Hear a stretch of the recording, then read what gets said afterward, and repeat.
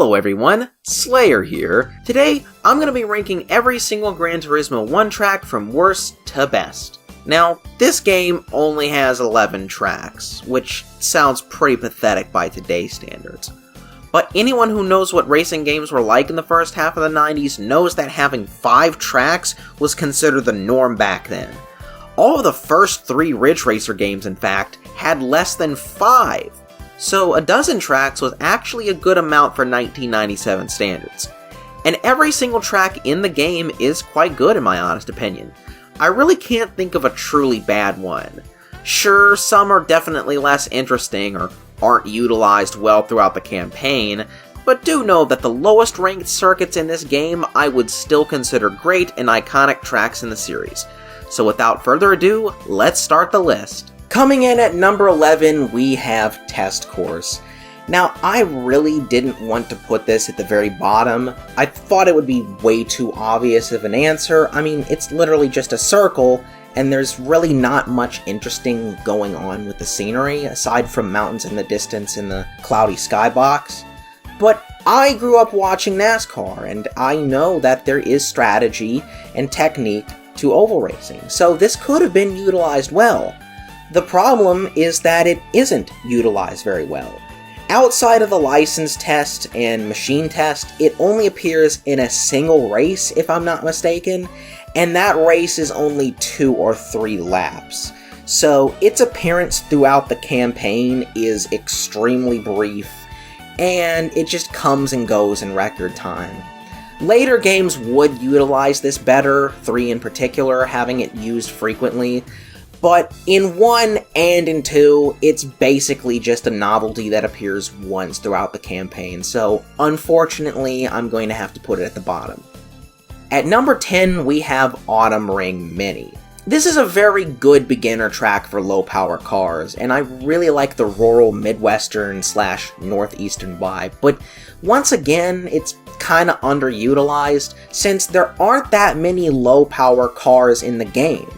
Later games, once again, would utilize this much better, but this one only appears in a few events, one of them being the Normal Car Cup for some reason. Not a bad track at all, but just underutilized. Coming in at number 9, we have Clubman Stage Route 5.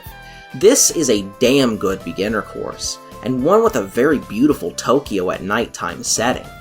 It's best with slower and mid-power cars, particularly FR and 4-wheel drive ones, but is also pretty decent with race cars as well. It isn't anything particularly special, pun intended, but it is a perfectly fine track that's fun both in the campaign and in free race. And it's also just the perfect track to test your skills in any car. At number 8, we have Autumn Ring. This track has a sort of figure 8 type layout and many nice technical corners. And of course, the autumn scenery is beautiful as usual. But rather unfortunately, it is highly underused throughout the game, appearing in only 2 events, which is pretty pathetic. And throughout the series, it would continue to be underutilized. I would rank this a bit higher maybe if it was used more, but due to only being used in 2 events, it only comes in at number 8. At number 7, we have Special Stage Route 5. A longer and more technically full layout of Clubman Stage Route 5. Very fun nighttime track, again with the Tokyo-inspired setting. This track works best with high-powered sports cars and race cars. When it comes to nighttime tracks in the Gran Turismo series, this is definitely one of the most iconic. Coming in at number 6, we have Special Stage Route 11. This is honestly way better than many people say, and one of the most underrated tracks in the Gran Turismo series. Now, if you're a beginner, you're gonna hate this one, but if you are very skilled at Gran Turismo and have a fast car, this track is a very great challenge, and I really love the late sunset vibe. It features many technical corners and is very long. And it infamously features something known as the Death Chicane, which I have mixed feelings on. As cool of a challenge as it is for longtime GT players, this would not exist in real life because it would cause multiple fatal accidents. This track did return in GT3, but with an easier layout. Honestly, I wouldn't mind if Gran Turismo brought this back. Coming in at number 5, we have Grand Valley East. This one is a great all-arounder for both slow and fast cars. Not too easy, not too hard, and has very beautiful scenery. I really like the tunnels as well. That's always a neat thing to drive through. In general, this is just yet another track that's great for driving in any car. Coming in at number 4, we have High Speed Ring. Once again, another great all-arounder, works from everything from your starter car to the fastest cars in the game. The tunnel in the end section is also very beautiful, and the track seems to be loosely based off of Fuji Speedway in the 1980s. Later versions changed the length and made the scenery a lot better, so unfortunately this one just barely missed the podium finish. Nonetheless, this is still one of the all-time greats.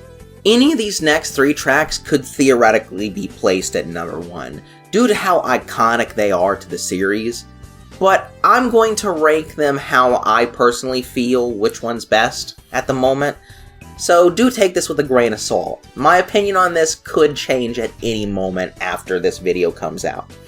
At number 3, we have Trial Mountain, one of, if not the most iconic tracks in the Gran Turismo series, and one that has appeared in every single numbered game. I really love the Yeet chicane, the rocky midsection, the back straight, the tunnels, the cloudy weather. Everything about this track is perfect and iconic. It would be a bit too predictable to put it at number 1 though, so I put it at number 3. Also, not gonna lie, I absolutely detest what GT7 did to this track. Trial Mountain is in Scotland, not California, you doofuses. Coming in at number 2, we have Grand Valley Speedway, another contender for the absolute best of Gran Turismo. It's another perfect circuit with great scenery, including tunnels, and that iconic blue bridge, not to mention the city in the distance. This track is also home to one of GT's premier endurance events, which is always fun. And by process of elimination, we have number 1, Deep Forest. Honestly, the thing I love about this track is that it's just the perfect all-arounder. Not too difficult, not too easy, the perfect length. You can drive this with the slowest car in the game or the fastest and just have fun. And not to mention the beautiful Deep Forest scenery. But the best part about it is that sunset. I just love a good nuclear sunset, and you combine everything great about this track with that, and you have a track that is my personal favorite. Anyways, this has been my ranking of every Gran Turismo 1 track. Admittedly, this was a little shorter than I'd like it to be, but Gran Turismo 1 is a short game with only a handful of tracks, so it only makes sense. But there's also the possibility of me making another ranking video on the tracks introduced in GT2, so let me know if you'd like to see that in the future. Anyways, my name is Slayer, and I'll see you in the next one.